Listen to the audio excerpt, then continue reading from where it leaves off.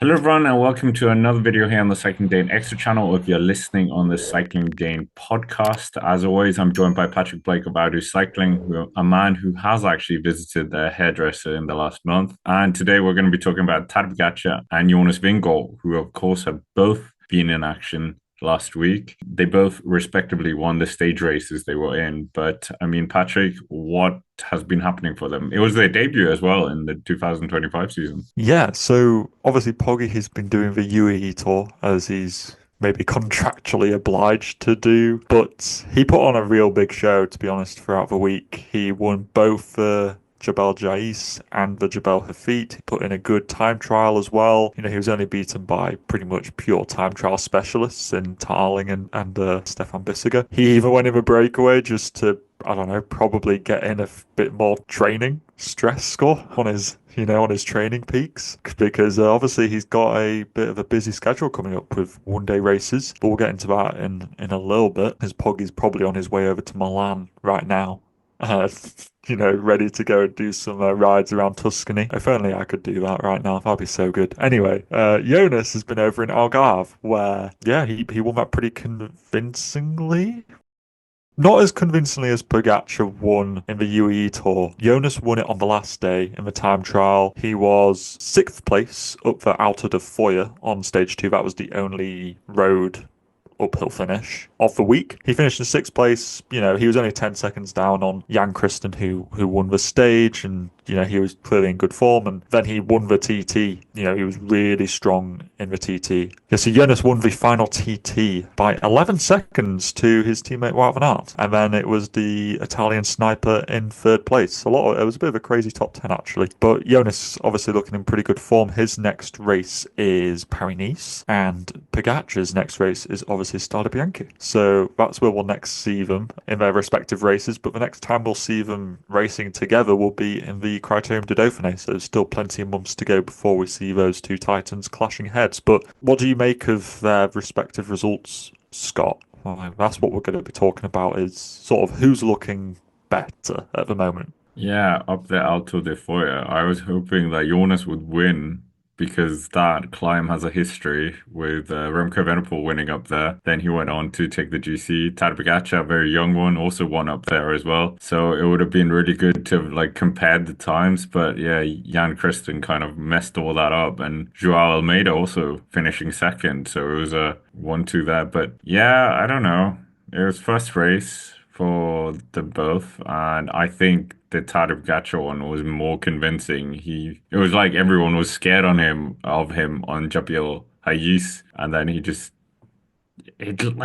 took it as a training week in a way. Yeah, it kind of did, didn't it? He had to try hard at the Jabal feet, it must be said, because there was echelons. That was a big tale of the week as well. And he ended up without his key mountain domestiques of Bjerg and Jay Vine in that front group. He only had Rune Hedda Hops and Florian Vermeersch, who, no offense to them, aren't mountain domestiques. So Poggy had to go a bit earlier. And it did look like Oscar Onley and Ciccone were going to be able to hold on to him, but they got to probably within a few bike lengths. And then it stayed like that for 30 seconds. And then he just slowly pulled away. It was very controlled, wasn't it? It looked like he was pretty much from that point onwards, just kind of just nose breathing. But it's hard to compare the two performances. I think I was expecting Poggy to be really good in the UAE Tour because we've seen him kind of always hitting out very strong at the start of every season, whereas Jonas, I'm never quite too sure what to expect. I always feel like perhaps as a very Grand Tour focused rider, he might not come out of the blocks flying in these kind of early season races just because they're not the big goals of the season. I feel like But as a he team, there's. kind of does though.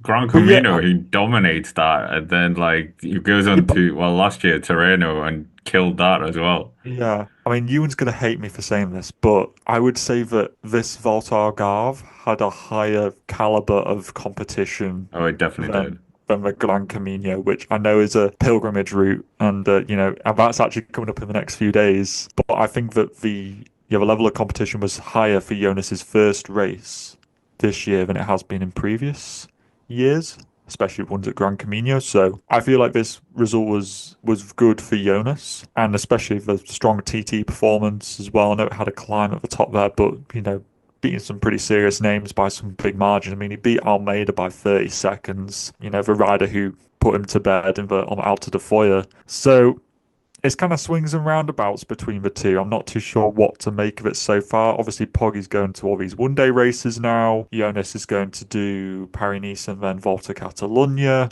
They've got very differing schedules, so it's kind of hard to draw the comparisons between the two.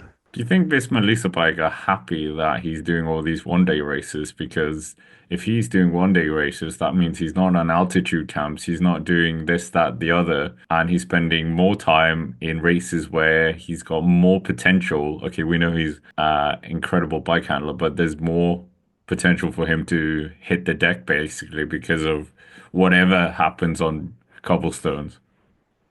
Yeah, I feel like they're probably just thinking we've got our plan, they've got their plan, and we're just gonna stick to it. But I think internally they'll be a little bit happier with their scenario because they can have more control over it. Like you say, with the altitude camps, although Poggy is going to be going to one prior to the Dauphiné, and then after the Dauphiné, he'll probably go to another one and then go to the Tour. I can't remember where I read that, but that's the case of his sort of schedule. There's actually even rumours that he might be going to the Vuelta. That fire has been once again kind of reignited. So that's kind of quite interesting to think about that we might well have Jonas and Tadej fighting over not one but two Grand Tours this year would be a very interesting prospect. But going back to your point, would Visma Spike be happier? Yeah, they probably will be, knowing how risky one-day races can be, but also it's part of Just the ask reason why. Wout, Yeah, exactly. Just ask Wout. Yeah, literally. Kurt Which, Russell Kern. Oh which, no, it wasn't Kern Russell Kern. It's Lars von Flandern. yeah, so keep an eye out for our Omloop preview, where no doubt we'll be talking about Wout and his prospects going into these Cobble Classics. This year, it's this year. It's this year. Wow, this is Wout's year. It's like the full copium mask is on. This is his year. But going back to Tadej Pogacar and Jonas Vingegaard, I must be honest, as a cycling fan, it's a bit sad that we're not gonna get them until June against each other. We're in February, June.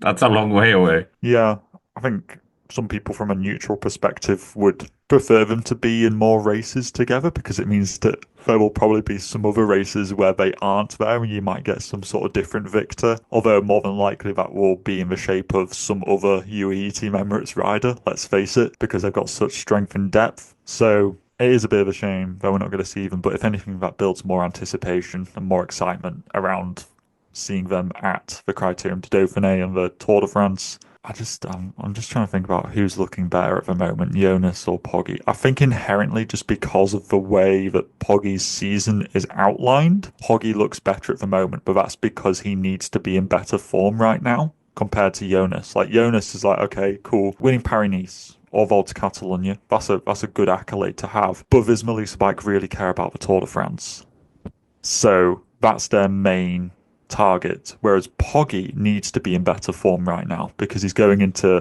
one-day races that he and the team wants to win. So therefore, by virtue of that, Pogačar needs to be in better form right now, and therefore he will comparatively seem like the stronger rider right now in the season, but that's just because of the way their calendars are laid out, I think. So it's too early to draw comparisons, I think, as to how they'll be in the Tour de France, because I think Jonas has still got another level to kind of go up to, whereas I think we're almost seeing like Poggy, as good as Poggy might be. I mean, as good as we've ever seen of Poggy, that's not to say that he might not even get better.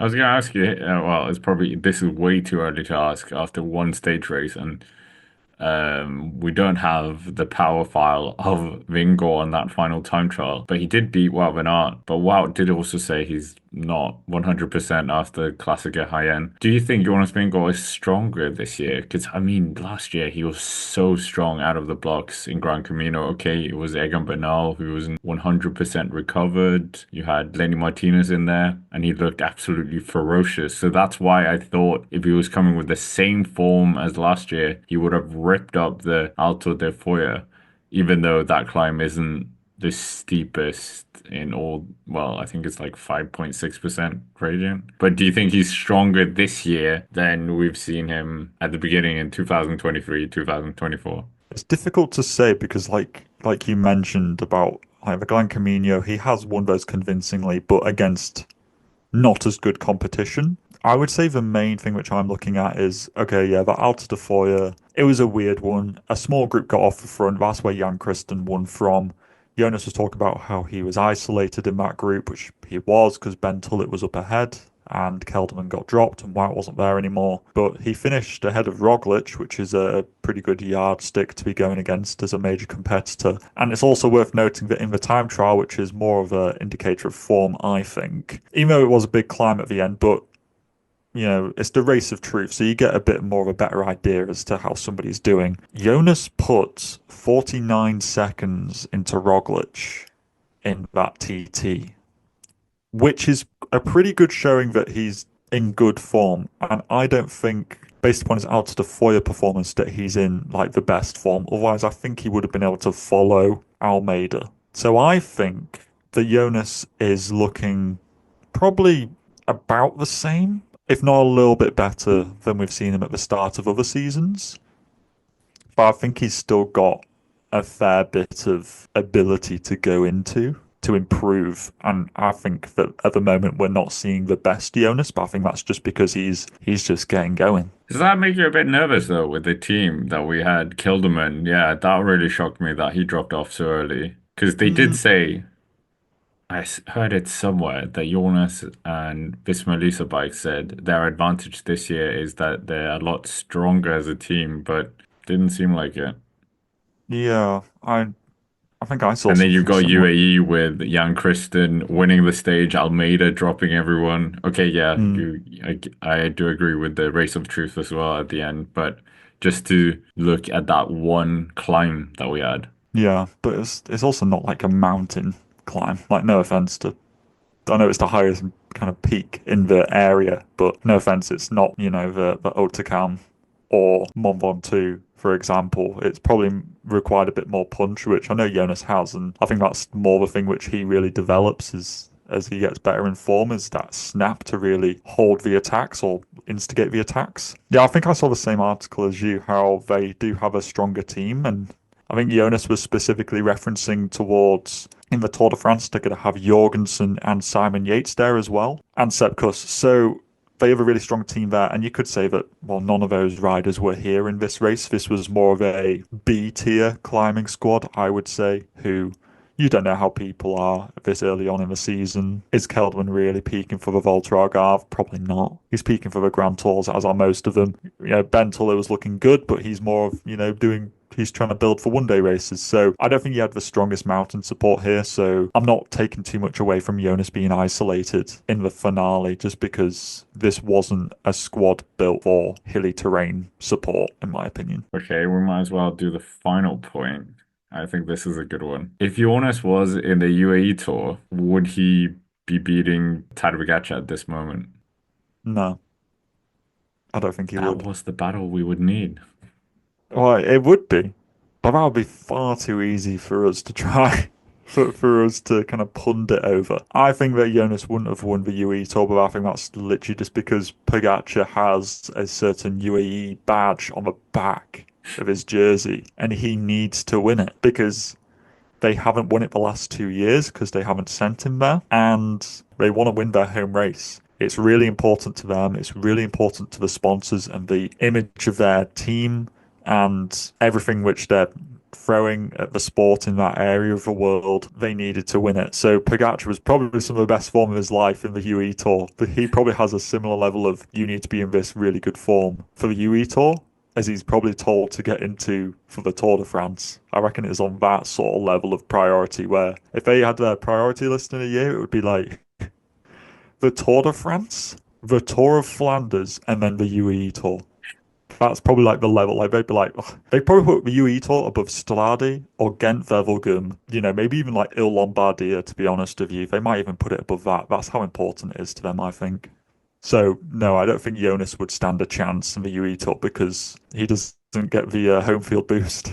But anyways, with that, that is basically it for this video. Make sure to hit the like button, subscribe to the channel, and get involved down below and let us know who you think is better at this point. And I mean, who's the favorite for the tour? That is the whole point of this. But yeah, make sure to check out Patrick's own channel, I'll Do Cycling. And of course, as always, thank you for watching, and we will see you in the next one.